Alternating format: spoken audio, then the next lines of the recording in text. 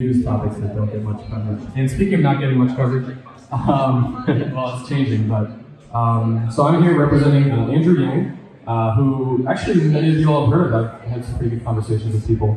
I was the kind of person who, when I got Facebook in 2007, when Facebook sort of became popular, it asked me my religious views, which I'm still not sure about, spiritual / a little agnostic, I'm not sure. But it also asked me my political views.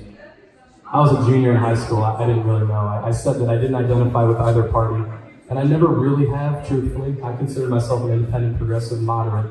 Those are the only words that kind of resonate with people. And I never truly backed a candidate. I voted for Obama in 2012. That was really the only time I felt compelled by a campaign. Bernie, a little bit in 2016, but those are the only examples that come to mind. However, recently I've been, I would say, swept away by the campaign, which I would consider a movement. In a sea of campaigns, I would regard Andrew Yang's, what he's doing as a movement among campaigns, because he's really pulling in people like myself who filled out political interests on Facebook as non-interested, non-affiliated, people like myself, people like other millennials in the area, as well as folks who voted for Trump, folks who voted for Hillary, voted for Bernie, people who are not interested in politics at all. Yang has really been polling a lot of different people. And as somebody who grew up as an only child, I really appreciate collaboration, the idea of putting aside people's backgrounds for stigmas and just discussing, getting things done as a group. And Yang has really embodied that among other things. And I recently had meaning about 16 hours ago, I had about 2 of my main pieces of gear, including this. This is my friend Emily's. I had this piece of gear stolen out of my car last night, window smashed. This was stolen as well as a synthesizer, some cables, and 2 microphones. And ultimately, I was reflecting upon this, and I was obviously pretty upset, as anybody would be. But I thought about the mindset of scarcity that we have in this country, and Andrew Yang talks about it. And he's really the only candidate I've ever heard use the term mindset of scarcity versus a mindset of abundance. And certainly I hope the people that stole it are able to sell it and use it to help themselves survive. I hope they don't use it on something secondary or tertiary. I hope at least it can go towards survival. But maybe people are in this mindset because there's such a mindset of scarcity around the country that we need to shake. And Andrew Yang is really the only person I think talking about it so much.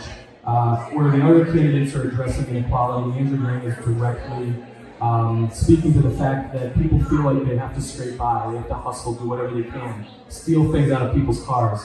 And if we can really center the economy around people and not have this winner-take-all economy, then we can really progress. And that's why it's a movement. It's changing the way people are thinking about and talking about politics, the economy, as well as just parts of society, like how we recognize work. That is mostly done by women at home, getting $0, valued by 0 in the market. And in the words of Yang, we know that to be completely untrue. So he has really taught me and opened my eyes to things that I never considered in my life. My mother's been working with autistic children as an instructional assistant for 18 years. Her work is very demanding. And even though I'm biased, I just think she deserves more, and we deserve to recognize that kind of work in our society, rather than just going with the status quo and continuing to grind in the system. And anyway, anybody who's out there, I encourage you to check out yang2020.com. We have some fine folks here who are hanging out at the back table. I really think Yang represents the intellectual, the progressive, anybody who is looking for change that is going to affect people on the ground.